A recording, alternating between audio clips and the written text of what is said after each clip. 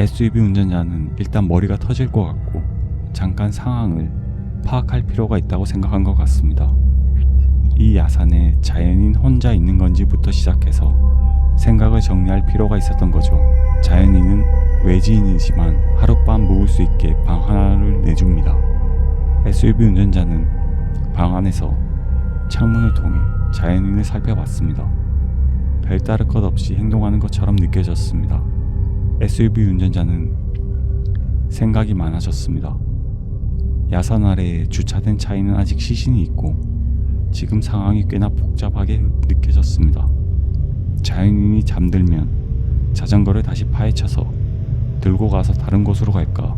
그러기엔 또 번거롭게 느껴졌습니다. 결정적으로 100% 확신이 들지 않았습니다. 자기가 고라니를 묻었다고 했는데 정말로 그걸 자연인이 철석같이 믿고 있을까? 당시 SUV 운전자는 이 야산을 자연인이 혼자라는 건 확인을 했습니다. 그래서 아예 자연인도 죽여버리고 시신도 같이 묻어버릴까 고민을 했습니다. 그렇게 하룻밤이 흘러갑니다. 다음날 자연인과 SUV 운전자가 마주보고 앉아 아침을 함께 먹습니다. 자연인은 모처럼 거의 수십 년 만에 온 손님이니까 푸짐하게 대접을 해줬습니다. 말도 몇 마디 주고받고 대화를 하면서 SUV 운전자도 조금 마음이 놓이면서도 갈등이 일어납니다. 자동차로 사람을 쳐서 자기가 의도치 않게 사망한 것과 직접 목적을 가지고 사람을 살인을 한다는 건 어쩌면 꽤나 큰 간극이 있었습니다.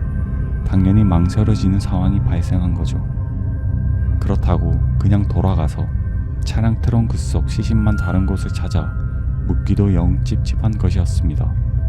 상황을 좀 더 지켜보다가 자전거를 그냥 다시 파헤쳐서 챙겨서 돌아가자 그걸로 결론을 냈습니다.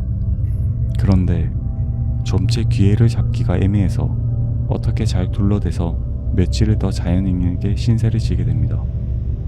자연인과 SUV 운전자가 뜻하지 않게 며칠간 동고동락하게 된 상황이 발생한 거죠.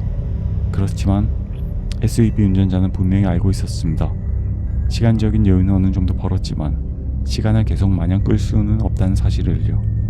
야산 아래 주차된 차 트렁크에는 시신이 아직 그대로 방치되어 있고 만약 본격적으로 부패가 시작되면 아주 냄새가 나겠죠. 한편 자연인도 겉으론 티를 내지 않았지만 마음속에는 의심을 하고 있었습니다.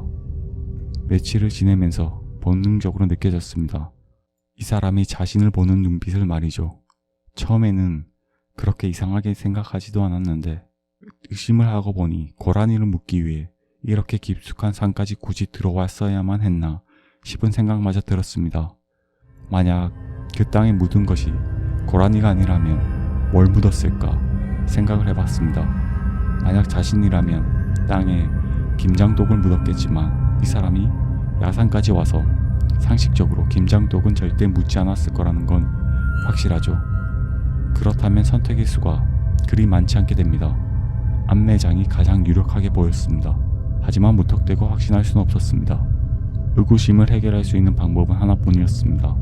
직접 확인하는 방법뿐이요. SUV 운전자 모르게 뭘 묻었는지 확인해보면 정확히 알 수 있겠죠. 그렇게 두 사람 사이에서 셈이 복잡해지면서 점차 묘한 기류가 흐르기 시작합니다.